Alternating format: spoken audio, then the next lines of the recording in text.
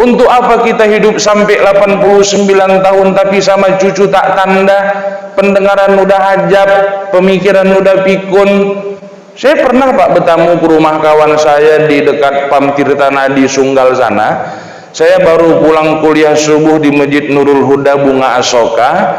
Begitu saya pulang kuliah subuh, saya singgah di rumahnya jam 9 pagi, saya masih ingat itu. Begitu saya duduk di teras rumahnya, rupanya dia tinggal dengan seorang kakeknya Pak. Kakeknya ini umur 89 tahun.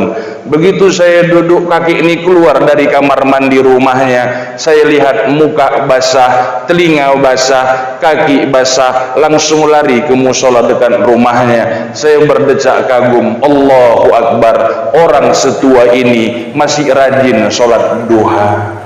Udah habis sholat duha, ku kejar kakek itu, ku cium tangannya Pak bulak balik macam nyium tangan Tuan Guru Besilam Kabupaten Langkat. Udah habis ku cium tangannya, disautnya, oh kenapa? Aku salut sama kakek. Kenapa? Umur macam kakek 89 tahun masih rajin sholat duha. Disambutnya, siapa yang sholat duha? Orang aku zuhur kok, katanya. La ilaha illallah. Ku tengok jam 9 pagi lagi masih. Datang kawan saya ini udah pikun katanya pula. Tengoklah umur panjang itu tadi tapi tak barokah. Makanya biarlah kita Pak ya macam Pak Ramli ini, umurnya sudah 50 tahun ke atas tapi selalu sehat walafiat, selalu mendekatkan diri kepada Allah Subhanahu wa taala.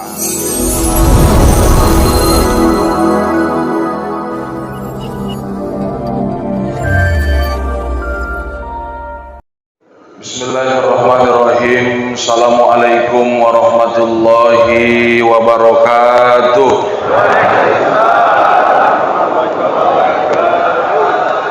Alhamdulillah, wassalatu wassalamu ala rasulillah wa ala alihi wa sahbihi wa mawalah. La haula wa la quwata illa billah. Rabbi adkhilni mudkhala sidqi wa akhrijni mukhraja sidq waj'al li min ladunka sultanan nasira. Wa qul ja'al haqqu wa zahaqal batil innal batila kana zahuqa. Qala Allah ta'ala fil Qur'anil Karim, a'udzu billahi minasy syaithanir rajim. Bismillahirrahmanirrahim. Ya ayyuhalladzina amanu taqullaha wa qulu qawlan sadida yuslih lakum a'malakum wa yaghfir lakum dzunubakum wa may yuti'illaha wa rasulahu faqad faza fawzan 'azima. Shadaqallahul azim wa shadaqa rasuluhun nabiyul karim wa nahnu ala dzalika minas syahidin was syakirin walhamdulillahi rabbil alamin. Yang terhormat para alim ulama, tuan-tuan guru, tokoh-tokoh masyarakat, para ustadz-ustadz kita, guru-guru kita yang berhadir pada pagi hari ini, yang jelas keilmuannya lebih tinggi daripada saya, tapi pagi hari ini duduk di bawah mendengarkan ceramah saya. Bapak-bapak, saudara-saudara, kaum muslimin wal muslimat, hadirin wal hadirat, yang besar tak dihimbau gelar, yang kecil tak disebut nama. Insya Allah kita semuanya dimuliakan Allah Subhanahu wa ta'ala. Syukur kepada Allah, salawat dan salam kepada Rasul. Mudah-mudahan dengan banyak kita mengucapkan salawat, Rasulullah berkenan memberikan syafaat pertolongan untuk kita semuanya. Amin. Amin ya Allah ya Rabbal Alamin. Bapak-bapak, saudara-saudara yang dimuliakan Allah, Sebelumnya ini pertemuan kita yang pertama barangkali. Pertemuan kita yang pertama barangkali di forum ini. Kalau di Masjid Babus Salam saya mencirim sudah hampir 3 kali saya mengisi. Tapi di forum ini baru inilah yang pertama. Alangkah baiknya izinkanlah saya dulu ya Pak memperkenalkan diri. Karena tadi begitu masuk yang belakang nanya ustadznya siapa, ustadznya siapa. Kok besar kali, udah punya pasangan belum? Jangan ada dusta di antara kita. Karena dalam Islam kita punya prinsip Pak, tak kenal maka tak rupa. Cepat kali Bapak bilang tak sayang. Nama saya Muhammad Yasir Tanjung, alamat saya Jalan Bajak 5, Gang Rukun nomor 37B, Kelurahan Narjosari 2, Kecamatan Medan Amplas, kode pos 20147. Ya.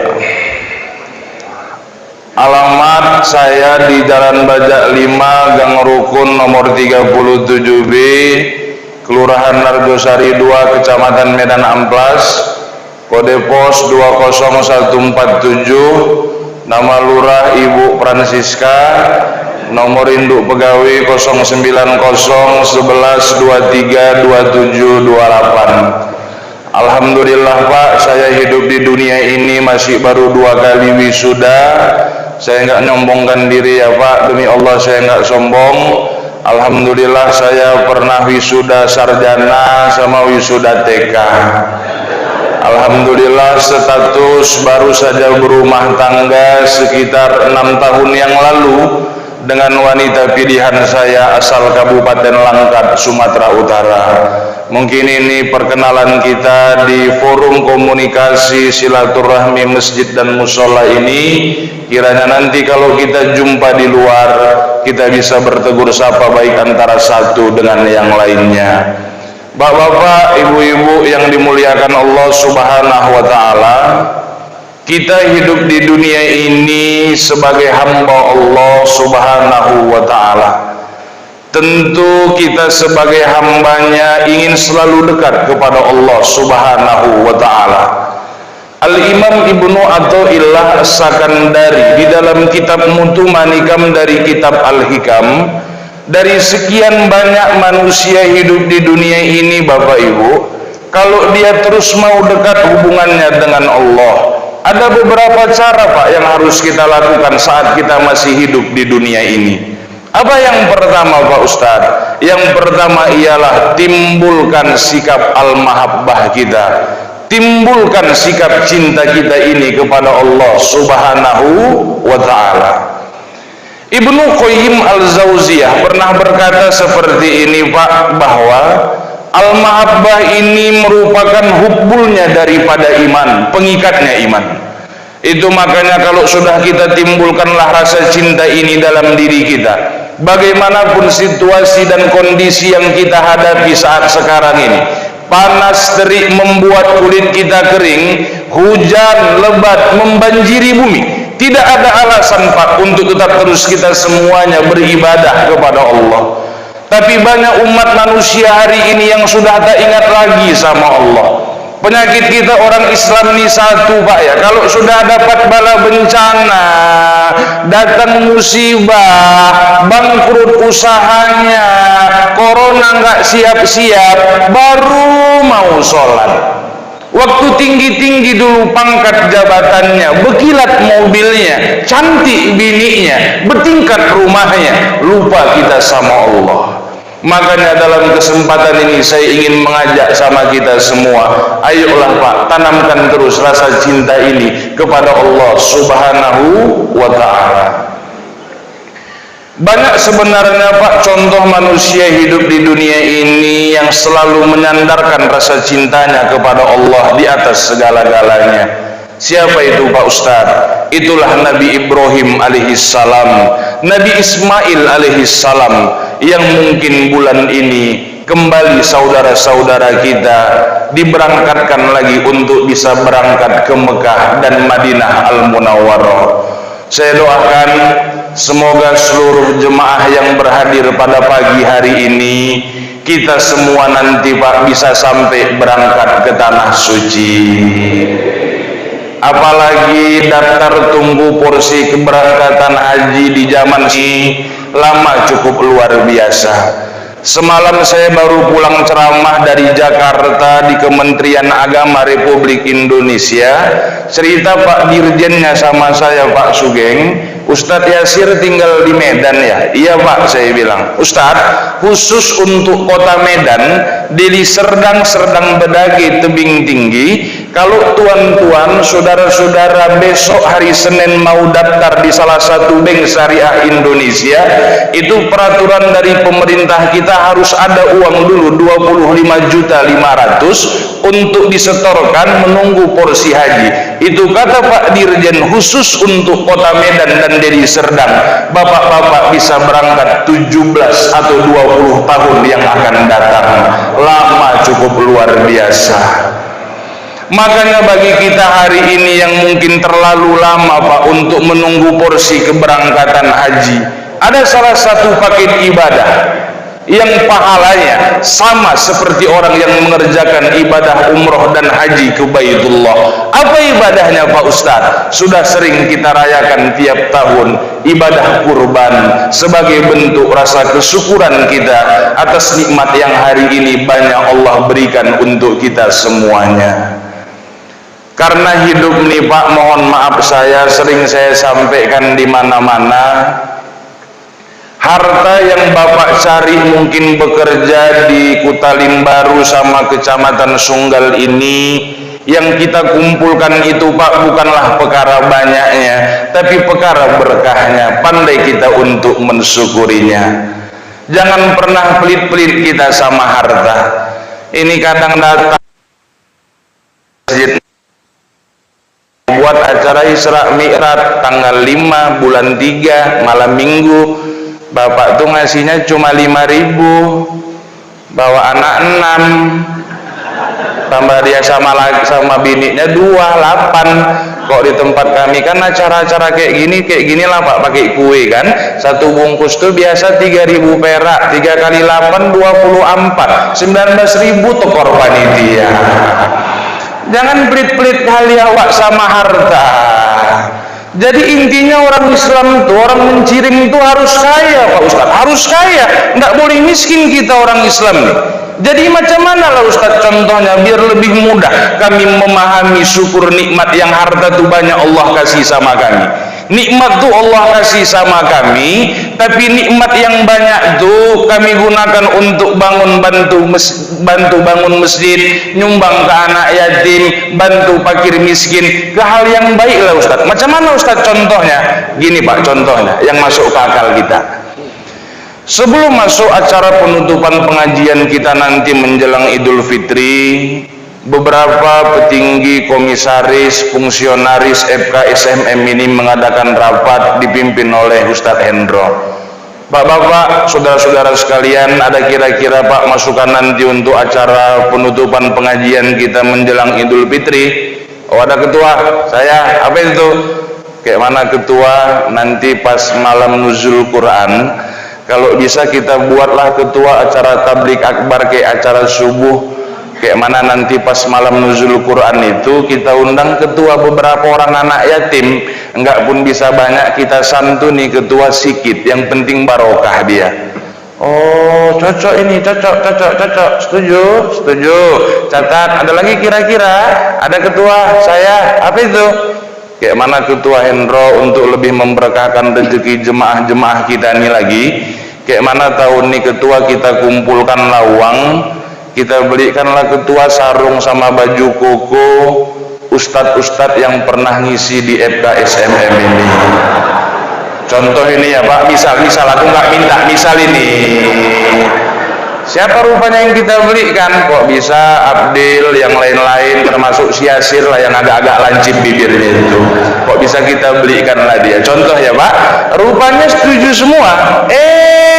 Pak Sugeng yang membelikan sarung sama baju koko itu tadi, karena lagi mau kampanye kan. entah cemana dibungkus sarung baju koko itu tadi. Ustadz Samsir, Ustadz Hendro sama Pak Sugeng datang ke rumah saya main-main silaturahim, ketuk pintu. Assalamualaikum Ustadz. Waalaikumsalam. Ada apa nih Ustadz? Ini mau nyampaikan titipan kawan-kawan ini Ustadz. Kawan-kawan mana Ustadz? Jangan pura-pura lupa ingatan lah Ustadz. FKSMM apa nih Ustadz? Semalam gini Ustadz, orang tuh ngumpulkan uang, dibelikannya lah Ustadz sarung sama baju koko. Mudah-mudahan bisa Ustadz pakai lah nanti untuk hari raya. Ya Allah Ustadz Hendro, baik-baik kali lah memang orang-orang Kutalim Baru itu Ustadz ya. Saya terus terang terharu nerimanya ini Ustadz. Saya nggak bisa balas, saya hanya bisa berdoa kepada Allah, semoga seluruh jemaah masjid yang mendengarkan ceramah saya hari Minggu tanggal 30 Januari itu dimudahkan rezekinya oleh Allah Subhanahu wa ta'ala. Tolong jangan amin dulu Pak, karena sarung belum sampai sama saya. Ini masih contoh ya, jadi jangan cepat kali aminnya. Nanti kalau udah sampai sarung sama baju kokonya 17 kali amin pun bantil lah. Contoh ini, contoh. Entah cemana saya buka lah Pak sarung sama baju koko itu tadi. Oh, baju kokonya bermerek yang belikan calon kades, bukan main-main. Mereknya Rabbani. Pak Sugeng kalau mau belikan sama ku 5XL. Cap gajah nungging. Entah semana nanti bulan 3 menjelang Ramadan, perasaanku ini Pak bukan minta undang, enggak. Saya diundang lagi ceramah kemari, perasaanku Pak ya, perasaan misal. Saya tengok jadwal acara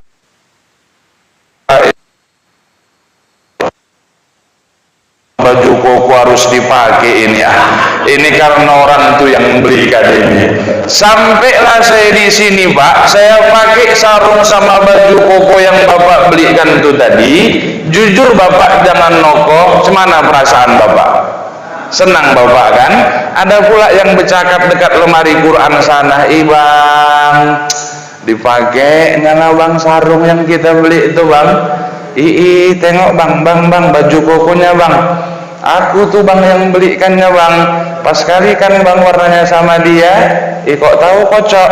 Tahu lah Bang, dia kan gendut katanya. Ya Allah ya Rabbi, sakit kali hati aku dengarkannya. Mau dia pula makainya Bang ya. Ini kalau bisa tahun depan kita tambah nih Bang, bilang sama Ustadz Hendro, celananya, pecinya, salnya ditambah nih Bang. Jujur Bang, ketika Bapak memberikan sesuatu barang kepada orang, lalu orang yang menerimanya itu Pak digunakannya pula untuk dakwah, dibawanya untuk jadi imam sholat, senang Bapak kan? Pingin Bapak nambahnya kan? Itu masih manusia Pak. Apalagi Allah kasih nikmat itu sama kita, lalu nikmat itu kita gunakan kepada jalan yang baik, kepada jalan yang diridhoi dan dicintai oleh Allah. Maka janji Allah dalam Al-Quran, ku tambah nikmatku, semakin kuatlah takwa kita kepada Allah. Ini kadang udah umur 61 tahun ya Bapak nih, udah pensiun, masih lagi suka main-main video call. La ilaha illallah. Udahlah, gak ada yang tahu kapan kematian ini datang kepada kita. Apalagi 4 bulan yang lalu kita tahu bersama istri wakil wali kota Medan kami Pak, Kak Saula Adrianti Aulia Rahman, yang sampai hari ini sayalah menjadi guru tetapnya di rumah dinas wali kota Medan. Mengaji kami Pak, sehat-sehat kakak nih, tidak nampak sakitnya, tapi lihat di usia 42 tahun sudah dipanggil oleh Allah Subhanahu wa ta'ala. Makanya umur itu bukan perkara panjangnya Pak.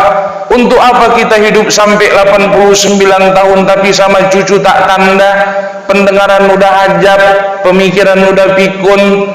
Saya pernah Pak bertamu ke rumah kawan saya di dekat Pam Tirtanadi Sunggal sana. Saya baru pulang kuliah subuh di Masjid Nurul Huda Bunga Asoka. Begitu saya pulang kuliah subuh, saya singgah di rumahnya jam 9 pagi, saya masih ingat itu. Begitu saya duduk di teras rumahnya, rupanya dia tinggal dengan seorang kakeknya, Pak. Kakeknya ini umur 89 tahun. Begitu saya duduk, kakek ini keluar dari kamar mandi rumahnya. Saya lihat muka basah, telinga basah, kaki basah, langsung lari ke musola dekat rumahnya. Saya berdecak kagum, Allahu Akbar, orang setua ini masih rajin sholat duha. Udah habis sholat duha, ku kejar kakek itu, ku cium tangannya Pak bulak balik, macam nyium tangan Tuan Guru Besilam Kabupaten Langkat. Udah habis ku cium tangannya, disautnya, oh kenapa? Aku salut sama kakek. Kenapa? Umur macam kakek 89 tahun masih rajin sholat duha. Disambutnya, siapa yang sholat duha?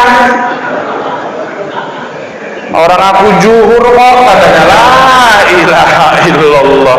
Ku tengok jam 9 pagi lagi masih. Datang kawan saya ini udah pikun katanya pula. Tengoklah umur panjang itu tadi tapi tak barokah. Makanya biarlah kita Pak ya, macam Pak Ramli ini umurnya sudah 50 tahun ke atas tapi selalu sehat walafiat, selalu mendekatkan diri kepada Allah Subhanahu wa taala. Apalagi kita yang duduk-duduk mendengarkan ceramah ini kan Pak, semua nanti bakal berpulang menghadap Allah. Ketika kita pulang nanti menghadap Allah, apa yang akan kita bawa Pak Ustadz? Inilah amal kebaikan yang sudah pernah kita kerjakan hidup di dunia ini. Tanda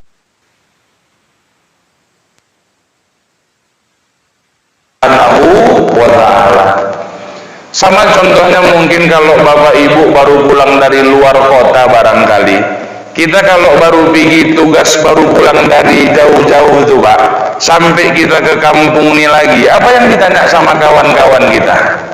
Oleh-oleh. Begitulah nanti Allah menanya kita sebagai hambanya. Tengok mungkin kalau Pak Sugeng baru pulang umroh nanti satu keluarga, ditanya kawan-kawan itu yang lancip-lancip bibirnya, Pak, Bapak nggak ada bawa air jam-jam. Pak Sugeng nggak ada bawa kurma, Pak Sugeng nggak ada bawa celak. Sama contohnya kalau saya ceramah keluar kota, ditanya istri tuh, semalam waktu ke Padang Sidempuan Masjid Al Abror kan, sampai di rumah pagi, bang abang nggak ada bawa salak. Macam malam semalam di Masjid Istiqmal Pasar Bengkel sama Dharma Wijaya Bupati kan, sampai di rumah jam 1 malam, binikku ini pun nunggu depan pintu, lancip juga bibir binikku ini, bang abang nggak ada bawa dodol. Pagi ini nggak tahu lah Pak apa yang aku bawa pulang. Tengok cuma roti ini. Jadi bapak jemaah yang dimuliakan Allah, bakal pulang kita nanti semua menghadap Allah Subhanahu wa taala. Apalagi tujuan hidup kita di dunia ini kan cuma satu. Apa itu Ustaz? Kita ingin kehidupan kita di dunia ini tetap dalam keadaan beriman, mati pun bila mati nanti kita tetap dalam keadaan beriman. Pantas setelah sholat doa kita selalu bilang sama Allah, Allahumma ahyina bil iman wa amitsna bil iman. Ya Allah, hidupkan saya dalam keadaan beriman, matikan saya bila mati dalam keadaan beriman, mati husnul khotimah, mati yang baik-baik, terlepas dari siksa kuburnya Allah Subhanahu wa ta'ala. Macam mana amalannya Pak Ustadz? Ini dia. Saya mau ngasih amalan sama bapak-bapak, tuan-tuan, saudara-saudara yang beruntung datang ke Masjid Nur Al-Isha ini. Tapi saya minta tolong ya Pak, ini jangan sampai dibocorkan kemana-mana. Ini kita jadi ini Pak ya. Itu makanya Pak, sebelum habis sholat, sebelum fil alamina innaka hamidum majid, jangan langsung salam Pak, tambahi doa. Tuan Arsyad Al-Banjari dalam kitabnya Sabilal Muhtadin memberikan bimbingan kepada kita lewat hadis Nabi dengan membaca doa, Allahumma inni a'udzubika min azabil qabri wa min azabin nari wa min fitnatil mahya wal mamati wa min syarri fitnati Masih Dajjal. Doa apa ini Pak Ustaz? Doa supaya terlepas dari siksa kubur.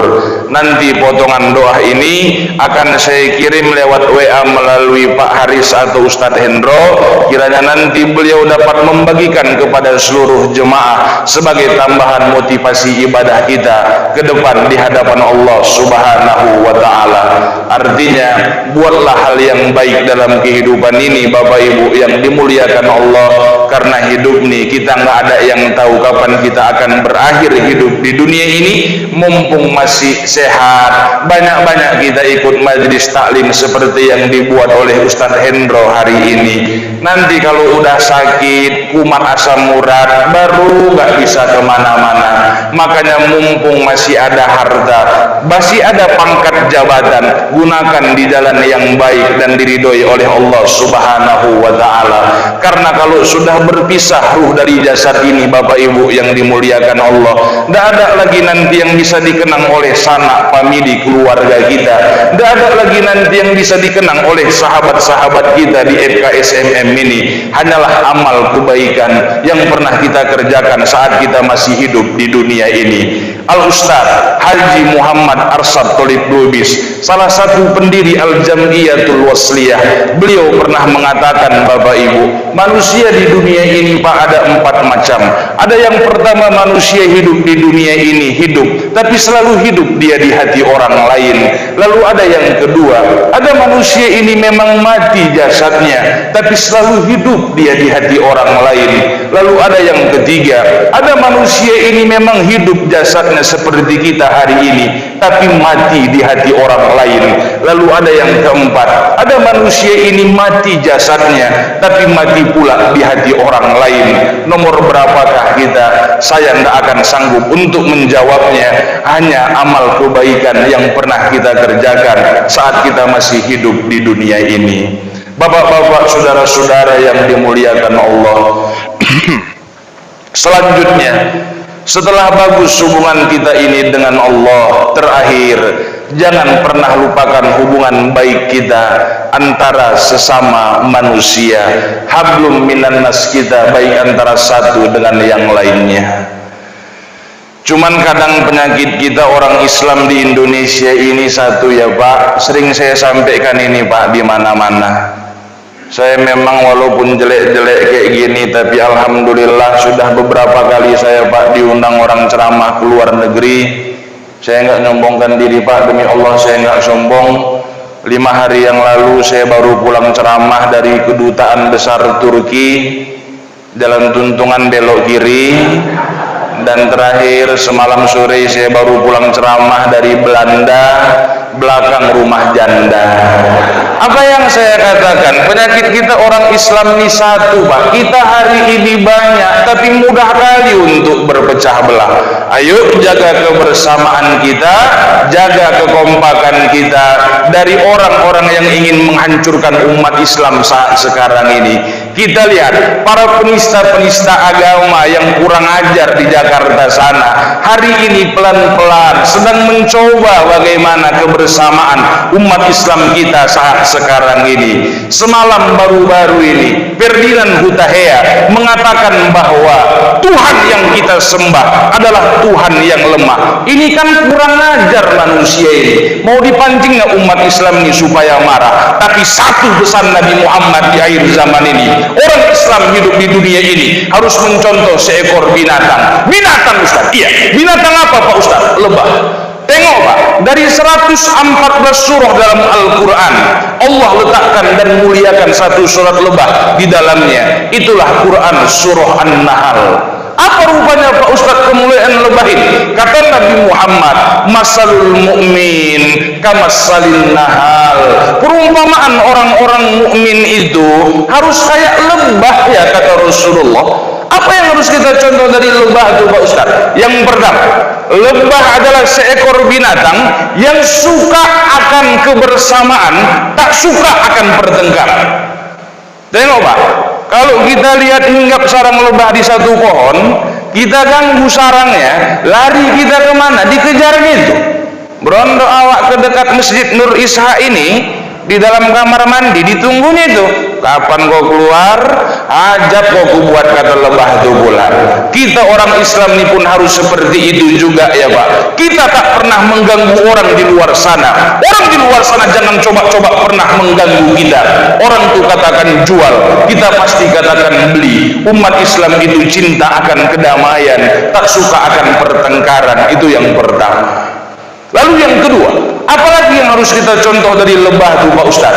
Setelah dia berkumpul, banyak pula mengeluarkan manfaat khasiat untuk orang lain.